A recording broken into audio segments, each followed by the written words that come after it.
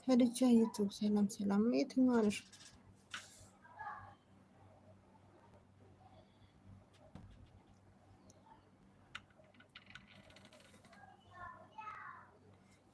ኤልሲ እንዴት ነሽ? ደህና ነሽ ወይ?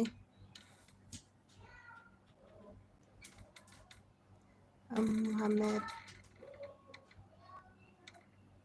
ተይ እንጂ እባክሽ፣ እንግሊዘኛ ትጽፊልኛለሽ? እንደው ተይ፣ ኧረ ተይ፣ ኧረ እንከባበር። ተው ተው።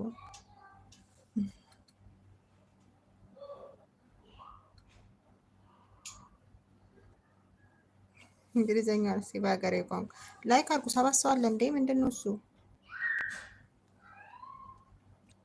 እኔ ራሴ አሻንጉሊት አልፈልግም። አሻንጉሊት አመጣችና ለቀችው። ከድጃ የትኛዋ ነች? ከድጃ ደግሞ አንቺ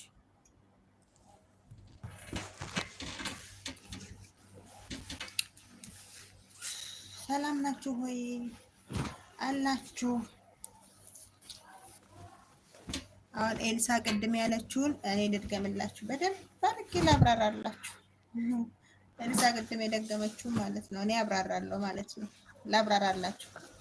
በትንሽ ብር መስራት ይቻላል። አዎ ይቻላል። ዝቅ ያላችሁ ከሰራችሁ ልክ እንደሷ ዝቅ ካላችሁ ከፍ ማለት አለ በዝቅታ ውስጥ። እኛ ከአረብ ሀገር ስንሄድ የሚያምረን ምንድን ታውቃላችሁ? ሱፐር ማርኬት ከፍቶ ውስጡ በቃ ያንን ሁሉ ብራችን አብስሰንበት እዛ ውስጥ መደነስ ነው የምንፈልገው።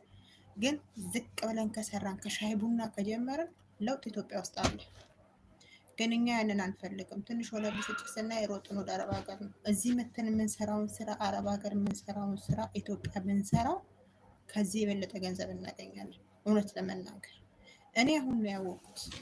እውነቴን ልንገራችሁ፣ አሁን በደንብ ነው የተረዳሁት። ዝቅ ብሎ መስራት እንዳለብኝ ማለት ነው። እውነቴን ልንገራችሁ፣ የተወሰነ ብር ያዙ ጥሩ ሀገራችሁ ሰዎች። አሁን ራሱ ያለንበት እንሰቀቃል። ትንሽ ኮሽ ሲል እዚህኛ ጋር ያለው ረብሻ ብታዩ ቀላል መስሏችኋል። ግን ያው እግዚአብሔርን ተስፋ አድርገን እየኖርን ያለነው ፈጣሪን ተስፋ አድርገን ነው እንጂ ያለው ሁኔታ እርስ በርስ እየተጣሉ ነው። አረብ ሀገራቶች እርስ በርስ እየተጣሉ ነው ያሉት። ስለዚህ እግዚአብሔር ብቻ በሰላም ወደ ሀገራችን ያስገባን። ሙስሊሞቹም ዱዓ አድርጉ፣ ክርስቲያኖቹም ጸሎት አድርጉ። እውነት ጸሎት ነው የሚያሸንፈው የመጣብን ነገር። አሁን ትናንትና ኩዌት በረራ የለም ቆሟል። ትናንትና በረራ የለም። ዛሬ እንግዲህ ካለን እሱ